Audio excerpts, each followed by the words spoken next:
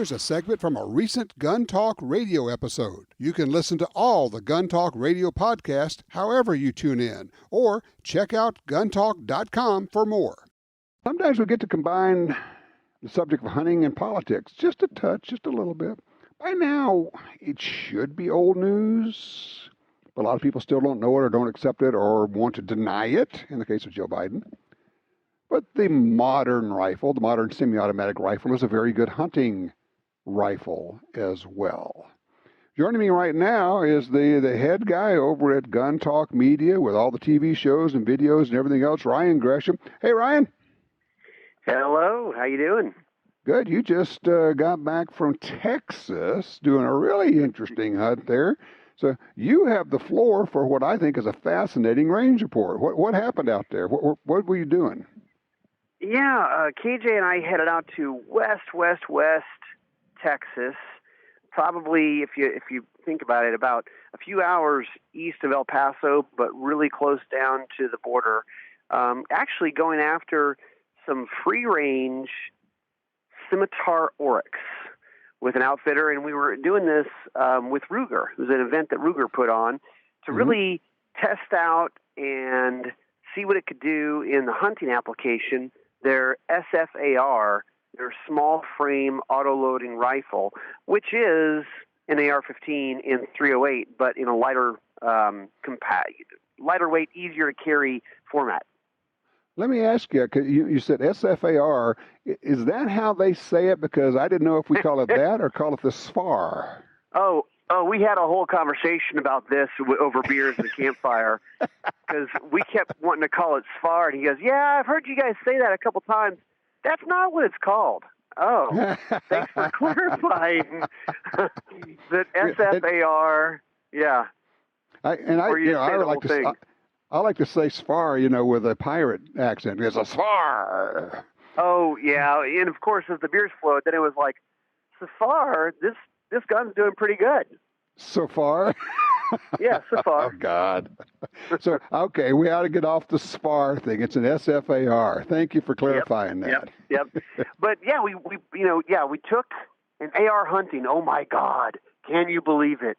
It's a gun, and it's actually great for that. And honestly, the Scimitar Oryx, if you look them up, Google it, they're native to northern Africa, and I think there are more wild in Texas and New Mexico than there are in Africa at this point. Wow. But they are anywhere from 300 to 500 pounds, so bigger than a standard deer, bigger than a standard mule deer. And using 308s for this, they're tough, and they roam around in pretty good-sized groups. I mean, yeah, we saw a couple onesies, twosies, but the group I got on was probably 20 to 30 of them, and you had to sneak in. There's a lot of eyes and ears and noses that are out there trying to detect you. But we got within 150 yards, found the biggest one in the group, and then he decided to lay down, and we couldn't see him that well. So we got set up on sticks. We were ready, and we had the SFAR. I also put an ATN scope on the top of it just for fun.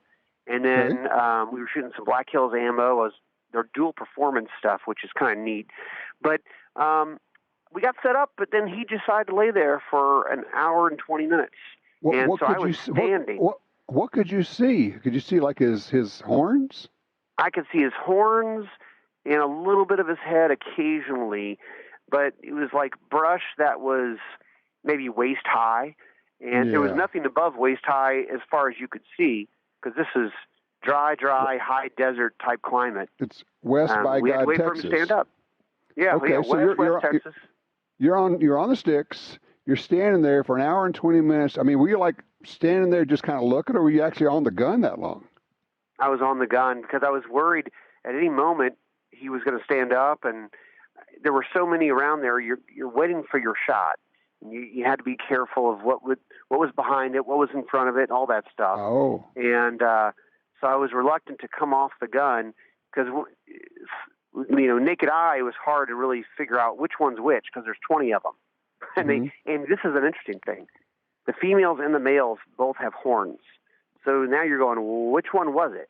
And your guide is saying, this is the big one, stay on him. And the nice thing was, because it took a little while, it was like, you're looking at the one that just looked left, right? He's like, that's correct, the one that just looked left.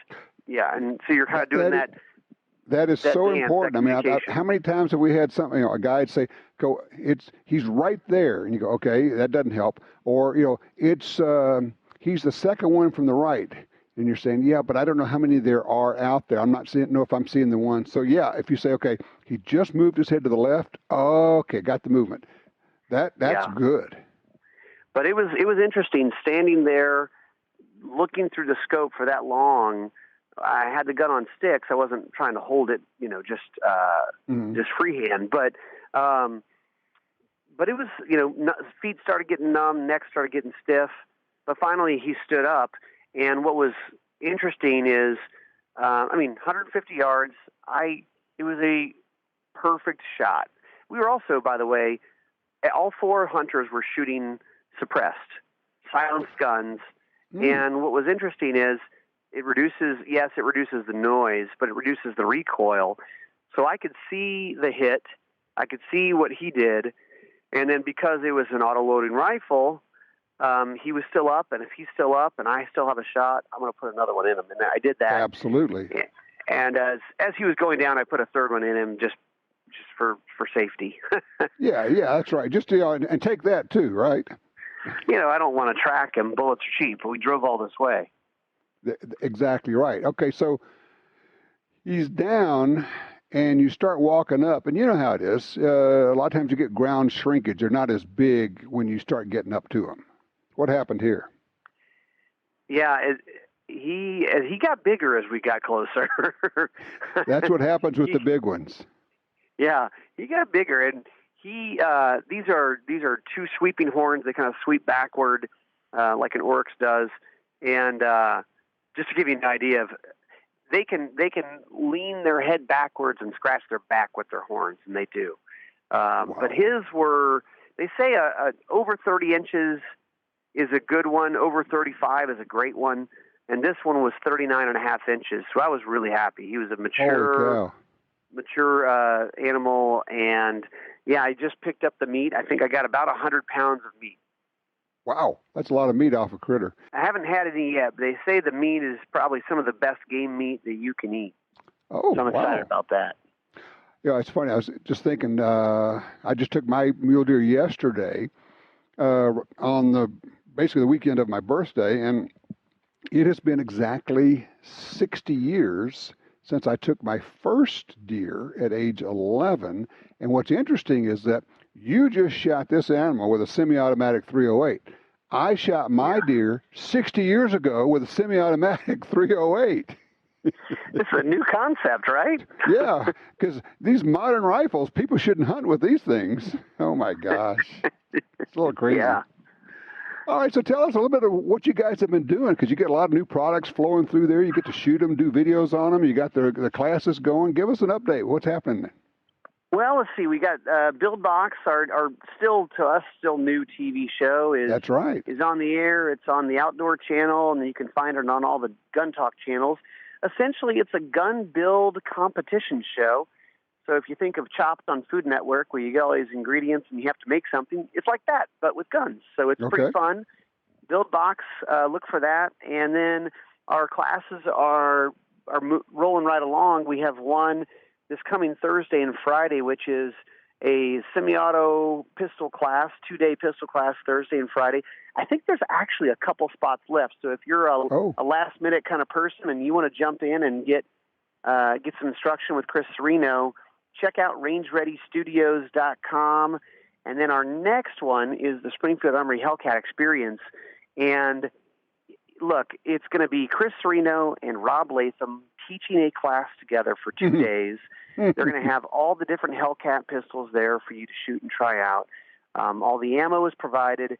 And it is sold out, except that I just got word that we have like a couple spots, and it may not even be up on the website. I'll be honest. So if you're hearing this, go check out rangereadystudios.com. And if you don't see that there are spots available, email us at info@guntalk.com, because we were just kind of getting a last-minute count and said, I think we got like 2 spots that we can squeeze some people in. If you still want to get in, holy cow, that is first, I think it's December 8th, 9th, something like that. Yeah, December 8th and 9th. I only know that because I'm going to be there for that one. When I heard that Rob Latham and Chris Serino are going to be teaching a class together, I said, sign me up. I am going to be there for that.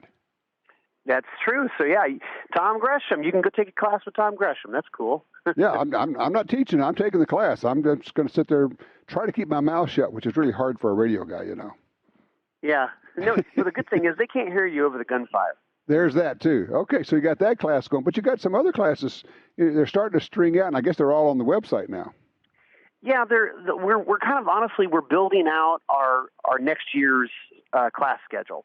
Mm-hmm. And probably what will happen is there won't be much on the class schedule for January, but February through mid-year, we're going to lay all those out so you can look at the classes and come take something. And also, we're getting some inquiries about people wanting to do some private classes and some events or corporate events, or get a group of 8 to 10 friends to come and shoot. That's something we can do too. So just reach out to us. For people to understand, this is a combination shooting range, TV facility, and everything else. It's not designed to be a gun site. It never will be. That's not your goal in doing this. But you do have a really very nice shooting range with top-level instructors for very small classes. Does that seem fair? Yeah. Gunsight does what they do. They do an awesome job at it. The fact of the matter is, nobody can teach everybody, because you're just kind of limited on how you can scale it. So we're trying to keep the classes small, keep the experience great, and make it something that we hope people enjoy and come back and take some more classes and continue having fun and kind of continuing that education. Okay, and we're going to, a little bit later in the show today, we're going to have Dave O'Connor from Smith & Wesson talk about the equalizer pistol. I know you guys have had that, but you also have had some other things you've been doing videos on that, you get the information out there.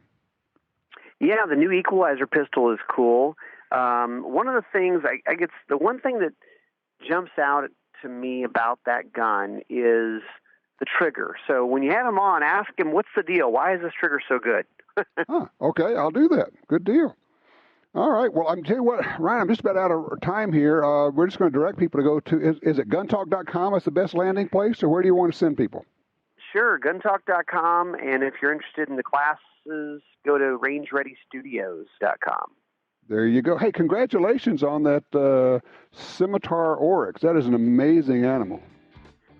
Thank you very much. It was super fun getting out there and putting ourselves and our gear to the test.